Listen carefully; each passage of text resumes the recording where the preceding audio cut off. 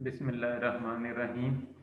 हम जी हमारा जो टॉपिक है उसमें से हम पढ़ रहे जी इफेक्टिव कम्युनिकेशन स्किल जो है उसके ऊपर हम बात कर रहे थे। तो आज उसी को थोड़ा सा आगे इम्प्रूव और बढ़ाते हैं कि जी इफेक्टिव कम्युनिकेशन क्या है। तो लास्ट टाइम जो हमने पढ़ा था जी कि जहाँ तक जो है उससे आगे आज फिर हम थोड़ा स्टार्ट करते हैं। यहाँ तक ही हमने पढ़ा था इस पॉइंट तक, और इससे आगे जो है आज हमने इफेक्टिव कम्युनिकेशन स्किल्स पढ़नी है कि वो कौन सी हैं जी।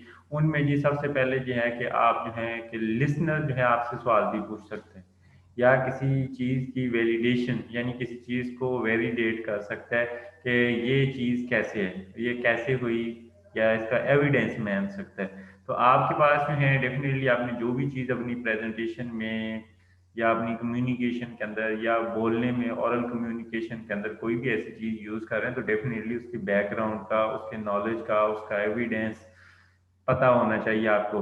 आप ऐसा वर्ड या ऐसे चीज़ें यूज़ ना करें जिनके बारे में आपको कंफर्म ही नहीं है। ठीक है, तो अगर आप कोई भी चीज़ अपने स्पीकिंग में, बोलने में, या अपनी ओरल या स्पीकिंग प्रेजेंटेशन के अंदर यूज़ करते हैं तो डेफिनेटली आपको उसका जो है वो पता भी होना चाहिए। दूसरा ये है कि जब भी कभी आप जो है जब स्पीक कर रहे हों या किसी के साथ इंटरेक्ट कर रहे हों, ठीक है, तो सिर्फ ये नहीं है कि आपको सुनना चाहिए। Don't just listen to whatever they are saying, कि सिर्फ ये नहीं है कि आपको सिर्फ सुनने के ऊपर फोकस करना चाहिए, बल्कि जैसे जैसे कोई आपसे कोई क्वेश्चन पूछ रहा है, कोई आपसे बातचीत कर रहा है, तो आपको उससे रिलेटेड जो है मेंटल नोट्स भी बनाने चाहिए। यानी कि जैसे जैसे वो क्वेश्चन कर रहा है तो उसी क्वेश्चन के दरमियान आप अपने जेहन में साथ साथ तो सुन भी रहे हो, साथ साथ उसका जवाब भी प्रिपेयर कर रहे हो कि जी कि एक्चुअली इसके कहने का क्या मतलब है और उसका मैं फिर क्या जवाब दूंगा।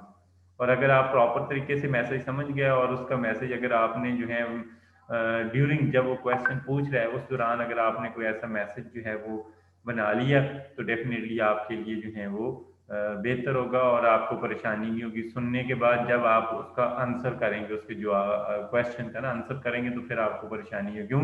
तो उससे मतलब नोट्स या पॉइंट्स जो हैं वो आपने जेहन में इकट्ठे कर लिए हैं, रिकॉल कर लिए हैं। तो इसी तरीके से जो है आपने क्या होता है कि मैंने कहा कि जी के क्वेश्चन पूछे जाते हैं किसी भी डिस्कशन के बाद, या कोई इंपॉर्टेंट कन्वर्सेशन होती है तो वो जो है आपकी कम्युनिकेशन के अंदर जो है वो वेटेज ऐड कर दी। वेटेज ऐड करने का मतलब ये है कि आपको जो ये जो लिसनर हैं या पार्टिसिपेंट हैं वो आपको सुन रहे हैं। अगर आपसे कुछ क्वेश्चन पूछने हैं तो क्वेश्चन बहुत अच्छी चीज़ होती है, ये परेशानी का नहीं होता कि जी आपको जो है लिसनर जो है वो सुन रहे हैं। और सुनने का मतलब ये है कि अब वो वही चीज़ों को जो उन्होंने सुनी है उस चीज़ों के मतलब जो है वो कंफर्म कर रहे हैं कि उन्होंने जो समझा है क्या वो सही है या नहीं है। और वो एक्चुअली आपके जो जो आप बोल रहे हैं या आप स्पीक कर रहे हैं उसको रिस्पेक्ट दे रहे हैं। तो ये आंसर देने का मतलब ये होता है कि जी कोई आपका अगला जो बंदा है वो आपकी बात समझ भी रहा है, उसको अंडरस्टैंड कर रहा है, और उसी अंडरस्टैंडिंग को वो कंफर्म करने के लिए आपसे क्वेश्चन करता है। तो क्वेश्चन जो है इसलिए जो है जो लिस्ट जो स्पीकर होता है उसको बुरा नहीं जानना चाहिए कि जी ये क्वेश्चन क्या है। क्वेश्चन अच्छे होते हैं। अब जो है आप मैं लेक्चर दे रहा हूँ और लेक्चर के बाद अगर आपको जो समझ आई है तो डेफिनेटली आपने मुझसे पूछेंगे भी। और अगर आपको समझ ही नहीं आई, अंडरस्टैंड ही नहीं कर पाए, या आपने सुना ही नहीं, और आपने क्वेश्चन क्या पूछने हैं, कुछ भी नहीं पूछने आपने। और जब क्वेश्चन नहीं पूछेंगे तो उससे जो है बाद का जो है टीचर दो मतलब लेता है जी, या स्पीकर दो मतलब लेता है कि जी या तो बिल्कुल समझ आ गई या आई कोई नहीं। और ना आने का मतलब ये है कि बाद में वो अगर स्टूडेंट क्वेश्चन नहीं पूछता तो वो खुद अपना जो है खसारा करता है, अपना नुकसान करता है। उसको चीज़ जो है वो समझ ही नहीं आई, और वो उसके ना का मतलब ये है या उसके ना बोलने का मतलब ये है कि हर शय समझ आ गई, हालांकि उसको कोई शय शायद समझ ना आई हो।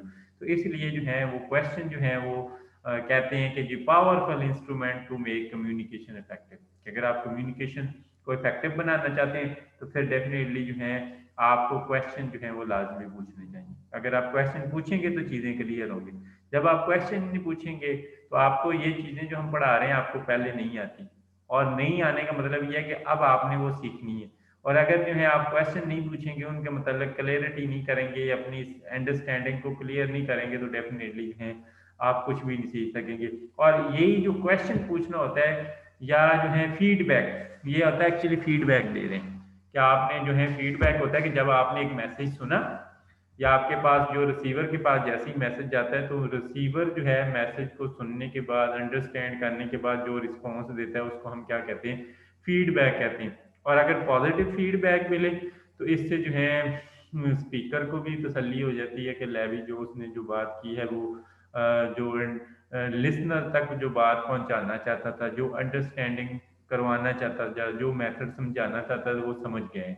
ठीक है, तो ये जो है, तो अब दो तरह के क्वेश्चन जो हैं वो आमतौर पे किसी भी कम्युनिकेशन के अंदर जो है टू टाइप के क्वेश्चन पूछे जाते हैं। एक होते हैं जी क्लोज एंडेड क्वेश्चन।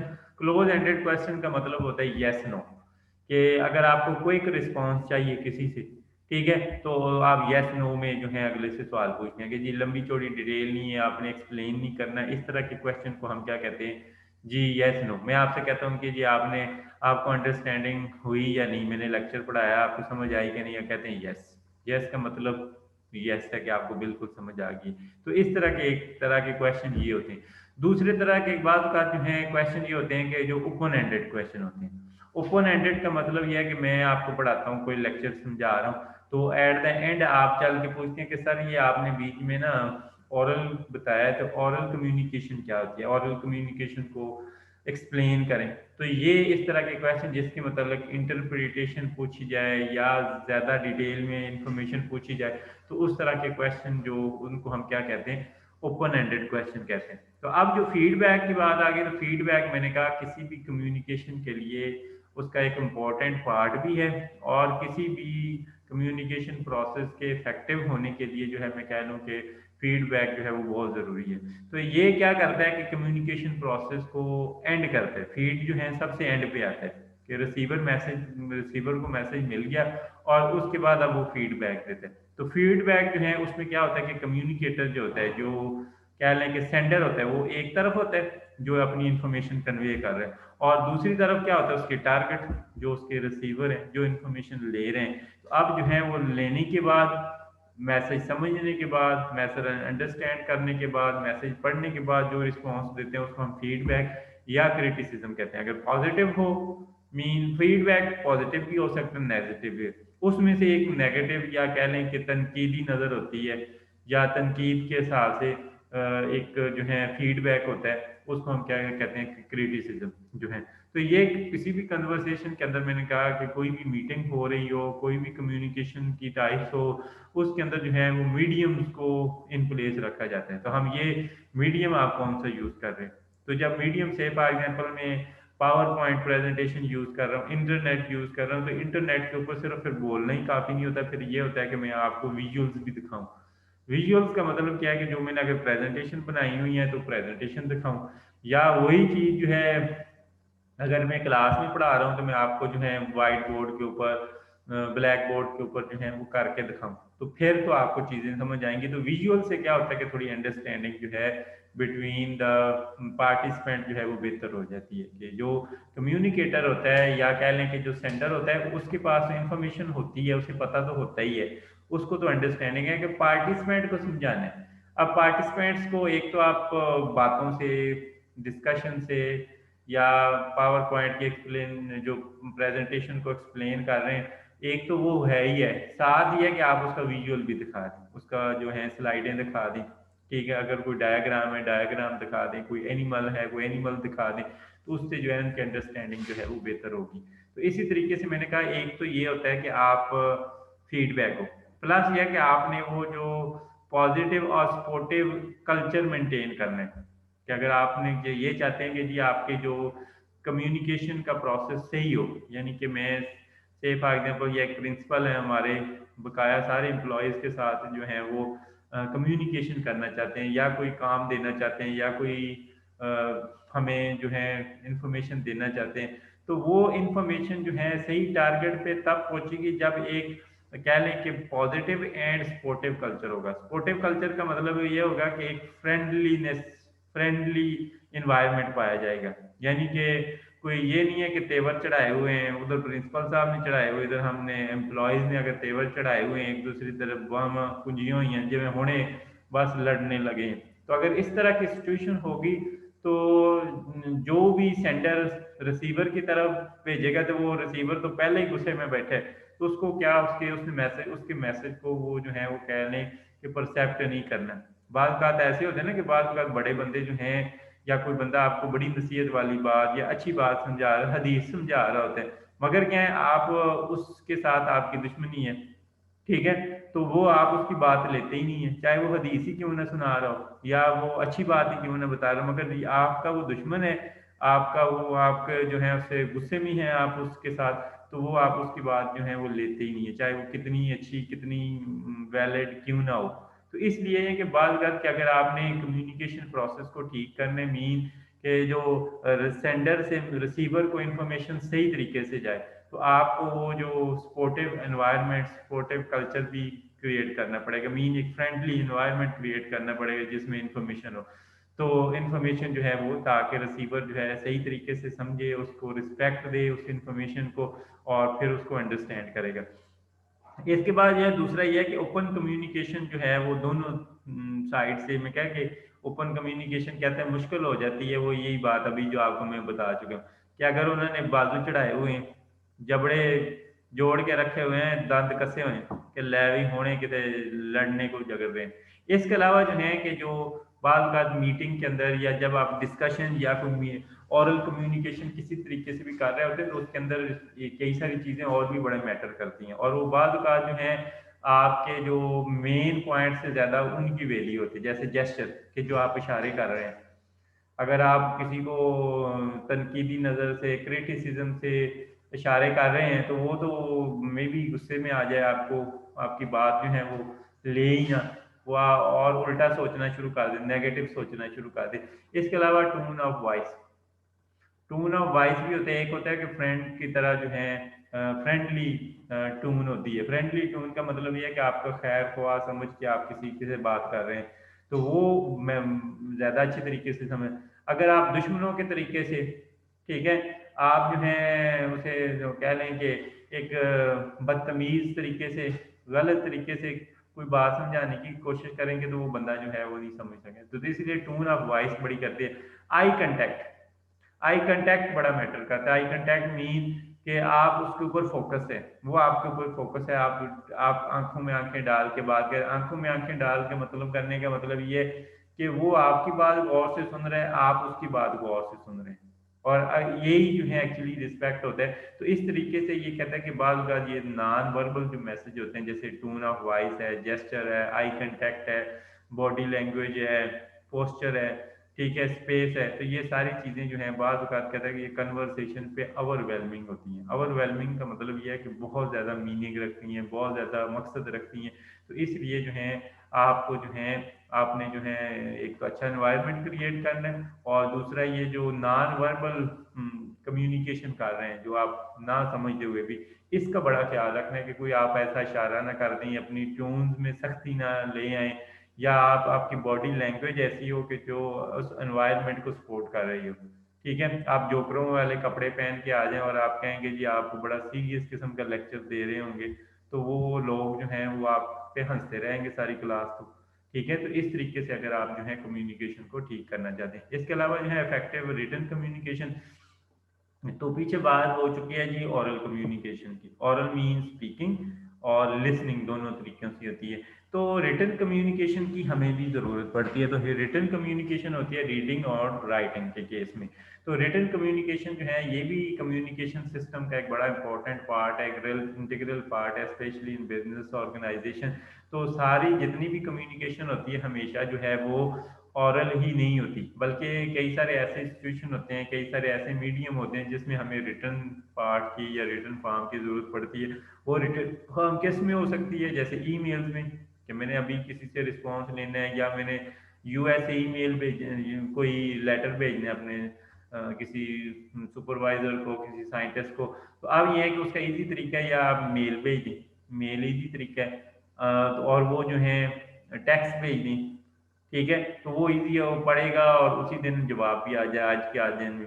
और अगर उसमें आप कहें कि मैं उसको बोलना चाहूँ, तो वो बात का जो है वो बिजी हो इस वक्त, ठीक है, वो मीटिंग में हो, क्लास पढ़ा रहा हो, अगला बंदा वो शायद फारग ना हो या और कोई काम कर रहा हो या छुट्टी पे हो, छुट्टी वाले दिन वो देखते ही नहीं है। तो इस तरीके से ईमेल है ब्रूशर, ठीक है, किसी चीज़ के मतलब जो है आपको ब्रूशर है, रिपोर्ट्स हैं, लेटर्स हैं, एड्स हैं, स्पीचेस हैं, आर्टिकल हैं, पावर पॉइंटेशन प्रेजेंटेशन हैं, तो ये सारी की सारी रिटन फॉर्म्स हैं या रिटन कम्युनिकेशन की फॉर्म है।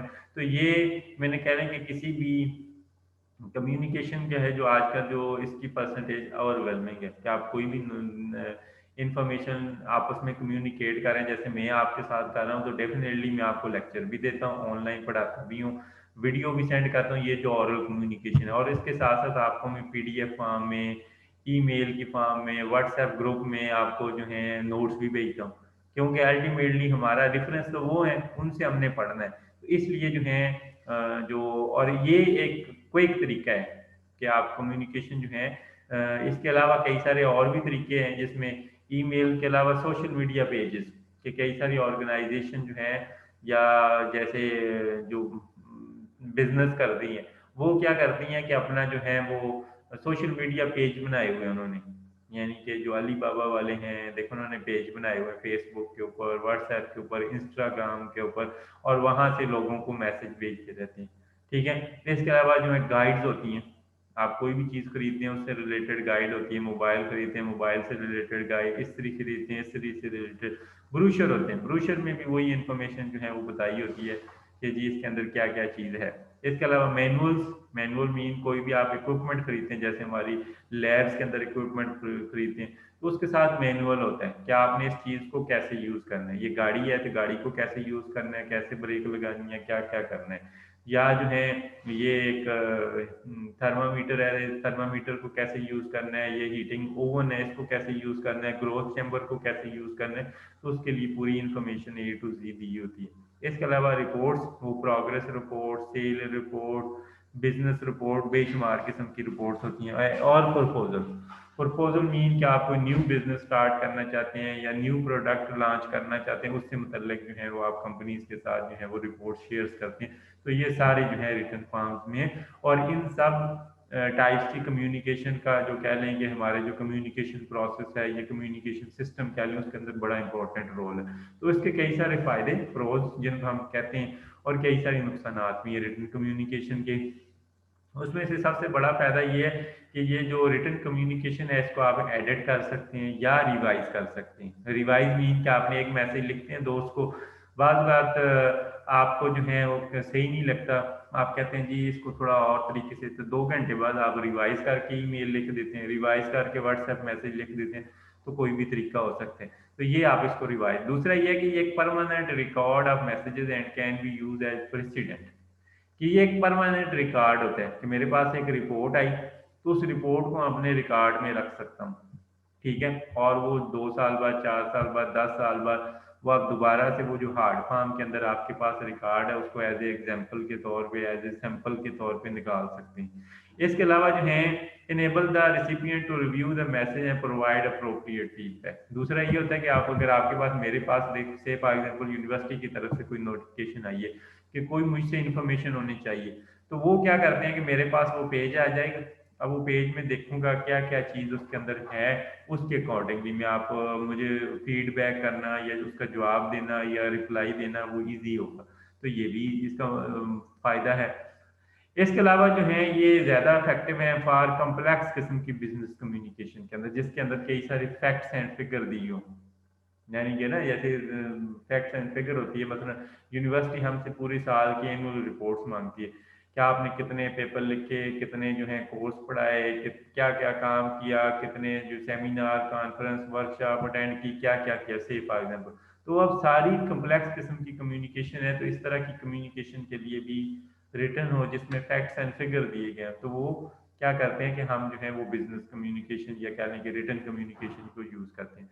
दूसरा यह है कि ये इंटर ऑर्गेनाइजेशन मीन कि डिफरेंट ऑर्गेनाइजेशन की एफ के दरमियान जो कम्युनिकेशन है उसको, उसकी जो एफिशिएंसी को इंक्रीज करते हैं। कि ये जो है रिटन कम्युनिकेशन है, मैंने कहा कि बिटवीन डिफरेंट ऑर्गेनाइजेशन जो जो उसकी एफिशिएंसी है उसको इंक्रीज करते हैं। उससे क्या होता है कि जो इमेज ऑफ ऑर्गेनाइजेशन जो है वो बेहतर होता है, कि अगर आप अच्छी रिपोर्ट बनाते हैं तो दूसरी ऑर्गेनाइजेशन के ऊपर एक पॉजिटिव इम्पैक्ट पड़ता है कि यहाँ पे जो काम करने वाले लोग हैं वो ज़्यादा अच्छे तरीके से देखें रिपोर्ट बनाते हैं, ज़्यादा काम है, इसके अंदर इनकी एफिशिएंसी चेक करें जी ज़्यादा है, तो वो इम्प्रेस होते हैं। तो उससे अच्छा इम्पैक्ट जाता है या अच्छा इमेज जाता है उस ऑर्गेनाइजेशन का। जहाँ इसकी रिपोर्ट फजूल किस्म की रिपोर्ट, नकम्मी हो, बीच में कुछ भी ना हो, तो कहते हैं यार ये तो फजूल ही लोग हैं, फारग बैठे हैं, काम शाम कोई नहीं कर रहे। इसके अलावा जो है इनको आप एज ए प्रिजर्व भी कर सकते हैं, as a precedent mean as a example के तौर पे हार्ड फॉर्म में, कि जो है आप उसी को देख के आगे नई रिपोर्ट खुद बना सकते हैं, उसको एज ए सैंपल के तौर पे सेव कर सकते हैं। तो ये तो कुछ फायदे थे, आगे कुछ नुकसान भी हैं जिनको हम कॉन्स कहते हैं, एडवांटेजेस एंड डिसएडवांटेजेस। ये इसके कॉन्स को हम डिसएडवांटेजेस कहते हैं, कि इसके डिसएडवांटेजेस ये हैं कि फेस टू फेस कम्युनिकेशन के मुकाबले में रिटन कम्युनिकेशन में जो फीडबैक है वो बहुत उसमें डिले हो जाते हैं। यानी कि यहाँ से आपने अगर फैसलाबाद रिपोर्ट भेजी है तो 5 दिन लग गए, ठीक है, फिर 5 दिन बाद वो जवाब देगा, फिर वापस आएगी, फिर 3-4 दिन लग जाएंगे, मीन 8-10 दिन जो है आपका फीडबैक आने में लग जाएंगे। और जबकि आप जो है आपने कॉल करनी है, मैं कंट्रोलर ऑफिस या किसी भी ऑफिस फैसलाबाद कॉल करता हूँ यूनिवर्सिटी में, वो मुझे क्विक रिस्पॉन्स मिल सकता है mean face to face communication में। या जो है आप वहाँ पे फैसलाबाद जाके शाम तक वापस भी आ सकते हैं, एक ही दिन के अंदर रिस्पॉन्स मिल सकता है। मगर जो रिटन कम्युनिकेशन है, स्पेशली जो रिपोर्ट्स वगैरह जो हैं या नोटिफिकेशन आप करते हैं, तो उसमें उनको टाइम लगता है फीडबैक में। दूसरा ये है कि ये टाइम कंज्यूमिंग है, कि जब आप बनाते हैं तो आपको टाइम काफ़ी सारा लग जाता है, स्पेंड होता है, स्पेशली जो बंदा टाइप कर रहा है, जो मैसेज कंपोज कर रहा है, तो वो मैसेज कंपोज करने में आगे उसने देखना भी होता है कि आगे उसका ऑडियंस कौन सा है और किस फॉर्म में है। फिर बाद वक़्त एक ही रिपोर्ट कई कई पेजों की होती है, से फॉर एग्जाम्पल हम टाइम टेबल बनाते हैं तो 50-50 पेजेस का होता है। तब वो एक टाइम टेबल बनाने में हमें लगे जो 15 दिन 10 दिन आराम से लग जाते हैं। तो वो इतना इजी नहीं ही होता, उसके लिए जो है हम कह लें कि बहुत सारा टाइम कंज्यूम करता है। ठीक है, तो इस कई सारी जो हैं यहाँ पे जो टेक्निक्स लिखी हैं जो आपकी रिटन कम्युनिकेशन को इफेक्टिव रिटन कम्युनिकेशन या बेहतर बना सकते हैं, ये कुछ सजेशन हैं, ये कह लें कि कुछ टेक्निक्स हैं जिनके थ्रू अपनी रिटन कम्युनिकेशन को आप बेहतर कर सकें। उसमें से सबसे पहले नो योर ऑडियंस और रेसिपिएंट। अगर आप कोई भी रिपोर्ट बना रहे हैं, कोई ब्रोशर बना रहे हैं, तो सबसे पहले आपको पता हो कि ये जाएगा किसके पास, ठीक है, किसके पास जाएगा, उसके अकॉर्डिंगली आप जो है वो मैसेज जो है वो टाइप करते हैं, अपना लेटर कंपोज करते हैं। अगर तो आप देखें ना आपका फ्रेंड ही हो तो आप कोई भी मैसेज लिख के भेज देते हैं, मगर वही मैसेज अगर आपने किसी टीचर को लिखना हो, वाइस चांसलर को लिखना हो या गवर्नर पंजाब को लिखना हो, ठीक है, तो आपके मैसेज कंपोजिंग में फर्क होगा। ठीक है, दूसरा नो द मैसेज, मैसेज है क्या, यानी कि आपसे क्या इंफॉर्मेशन मांगेगी, अगर आपसे कोई इंफॉर्मेशन मांगेंगे उसका जवाब देना है, या आप खुद किसी से कोई इंफॉर्मेशन मांग रहे हैं, आपने मैसेज किस तरह का टाइप करना है और उसके अंदर क्या क्या बातें बतानी है, किन किन बातों का जवाब पूछने हैं या किन का बताना है, वो आपने ख्याल करने। इसके अलावा B concise and sincere in presenting the message, कि सबसे पहले बी कंसाइज मीन कि आपका ये ना हो कि 30 पेज लिखें और 30 पेजेस में बातें सिर्फ दो करने वाली हों और वो एक पेज में भी एक्सप्लेन हो सकती हो। तो आप जितना मिनिमम यूज करें, आज लोगों के पास टाइम नहीं है कि आप 100 पेजेस की आप रिपोर्ट लिख के भेज देना। आपके बॉस के पास, आपके जो मालिक है, ऑनर है, तो आपकी कंपनी का, उसके पास इतना टाइम नहीं है कि वो 100 पेजेस की रिपोर्ट पढ़ ले, क्योंकि उसको हफ्ते लग जाएंगे फिर उसको पढ़ने में। और आज का लोग जो है 1-2 मिनट से ज़्यादा नहीं पढ़ते। तो आप जो अगर आप समझते हैं कि जो इन्फॉर्मेशन है वो आप थोड़ी कंसाइज कर लें, 2-4 पेजेस में भेज दें, बजाय कि आपने 40 पेजेस में भेजनी है और बाद में उसका रिस्पॉन्स कुछ ना आए। ठीक है, तो इस तरीके। दूसरा सिंसियर हो, मीन सिंसियर का मतलब यह है कि आप मैसेज सही तरीके से पहुंचा रहे हैं, ये ना हो कि मैसेज जो है आप गलत तरीके से पहुंचा रहे हैं। बहुत सारी ना बड़ी बड़ी रिपोर्टें, मोटी मोटी रिपोर्टें बनाई जाती हैं, वो इसका मकसद ये होता है कि ये पढ़ ही ना सके। इतनी बड़ी रिपोर्ट बना दो, इतना बड़ा कि अगला इम्प्रेस हो जाए, देख के इम्प्रेस हो जाए कि ले भी बड़ी वाला रिपोर्ट है जिसमें बेशुमार, ये देखें 240 पेजेस की रिपोर्ट है, मगर जब बीच में खोल के पढ़ो तो कुछ भी नहीं होता, तो वो काम ना हो। या स्टूडेंट है ना, स्टूडेंट ने बात का देखें 50 स्लाइडें बनाई हुई हैं एक टॉपिक के ऊपर, मगर उनमें एक काम की स्लाइड नहीं है, तो उसका फायदा, वो सिंसियरिटी नहीं है। तो वो सिंसियर हो मैसेज करने। और दूसरा सिंपल एंड लूसिड लैंग्वेज, यानी कि सिंपल और इजी टू अंडरस्टैंड जो लैंग्वेज जिसको हर बंदा समझ सके, क्योंकि आपका जो रिसीवर होगा वो हर बंदा सेम नहीं होगा, तो वो हर बंदा जिसको समझ सके वो ऐसा मैसेज जो है वो बनाए, कंपोज करें, ऐसी लैंग्वेज यूज करें। मेक द मैसेज और the return free from grammatical and verbal errors, कि उसके अंदर आपने ये ख्याल करना है कि उसके अंदर ग्रामेटिकली या लफ्ज़ों की गलतियां ना हो। अगर लफ्ज़ों की गलतियाँ होंगी तो जो आपका रिसिपिएंट होगा, जो आपका रिसीवर होगा, उसके ऊपर अच्छा इम्पैक्ट नहीं पड़ेगा। वो कहेगा यार इसको पता ही क्या है, ये देखें ये किस तरह का टीचर है, इसकी ग्रामर की गलतियाँ ही बड़ी हैं, इन्हें खुद नहीं आता तो सानू की समझ। तो फिर वो एक डेफिनेटली अच्छा इम्पैक्ट नहीं पड़ता अगले बंदे के ऊपर। और जब अच्छा इम्पैक्ट नहीं पड़ता तो वो आपके मैसेज को उतनी वैलिडिटी के साथ रिसीव नहीं करता जितने के साथ करना चाहिए था उसे। ठीक है, तो ये आप कोशिश करें कि मैसेज लिखें, अगर उसमें बाद में चेक कर लें, उसको डबल चेक कर लें, उसके अंदर जो है दोबारा एक दफ़ा उस रिपोर्ट को सेंड करने से पहले पढ़ लें कि उसके अंदर कोई गलती तो नहीं है, कोई ग्रामेटिकल मिस्टेक तो नहीं है, कोई वर्ड्स की स्पेलिंग तो गलत नहीं है। तो ये आप पहले जो है वो चेक कर लें। इसके अलावा avoid using jargon and slang if the message is intended for people outside from your field. कि अगर तो वो बंदे जो हैं आपके फील्ड से बाहर के हैं, यानी कि आप जो है मैसेज जो एक देना चाहते हैं, एक रिपोर्ट सेंड करना चाहते हैं, मगर वो अपनी ऑर्गेनाइजेशन में नहीं भेजना चाहते बल्कि किसी दूसरी ऑर्गेनाइजेशन को भेजना चाहते हैं, तो वहां पे एक ख्याल करें कि जार्गन्स का इस्तेमाल नहीं करना। जार्गन्स मीन इंग्लिश के अंदर ऐसे वर्ड्स होते हैं जिन के जो मीनिंग मुश्किल होते हैं, जो आम बंदे की समझ में मीनिंग नहीं आते। तो अगर आपको, कई सारे लोग ऐसे होते हैं कि जिनको कोई दो चार लफ्ज मुश्किल मुश्किल आ गए ना समझ, अब ये उनको वो बार बार यूज करते रहते हैं, अब अपना इंप्रेशन बढ़ाने के लिए कि ले भी वो उसको पता तो चले ये इसको कि ये इसका लफ्ज का मीनिंग ढूंढना पड़ जाए अगले को। और ढूंढना पड़ जाएगा तो वो उसने देखना ही नहीं, आपका लफ्ज पढ़ना ही नहीं है, समझ ही नहीं आएगी अगले को। ठीक है, तो एक तो आपने मुश्किल मुश्किल अल्फाज का, डिफिकल्ट टू अंडरस्टैंड वर्ड्स का इस्तेमाल नहीं करना जिनको हम जार्गन कहते हैं। इसके अलावा स्लैंग्स, स्लैंग्स मीन गंदे गंदे वर्ड्स। गंदे गंदे वर्ड जो है ना इंग्लिश के अंदर, जैसे पंजाब उर्दू में या पंजाबी में हमारी गालियाँ हैं ना, इस तरह इंग्लिश में गालियाँ होती हैं, शिट, बुलशिट, इस तरह के और बड़े सारे वर्ड हैं जो मैं बोलना नहीं चाहता। तो वो इस तरह के वर्ड्स होते हैं, वो आप ऐसे कभी भी यूज़ ना करें। ठीक है, तो वो भी उसके ऊपर भी एक अच्छा इम्पैक्ट नहीं पड़ता। अगर मैं गंदे गंदे वर्ड सेंड करके आपको सेंड करूँ तो आप क्या कहेंगे, यार ये कैसा टीचर है, ये कैसा बंदा है जो हमें गलत किस्म के वर्ड जो हैं, जो स्लैंग्स हैं, गालियां हैं एक्चुअली, वो सेंड कर रहे हैं। तो ये कभी भी आप यूज़ ना करें। और इसके बाद का जो है ओरल कम्युनिकेशन में तो ये कभी भी ना करें।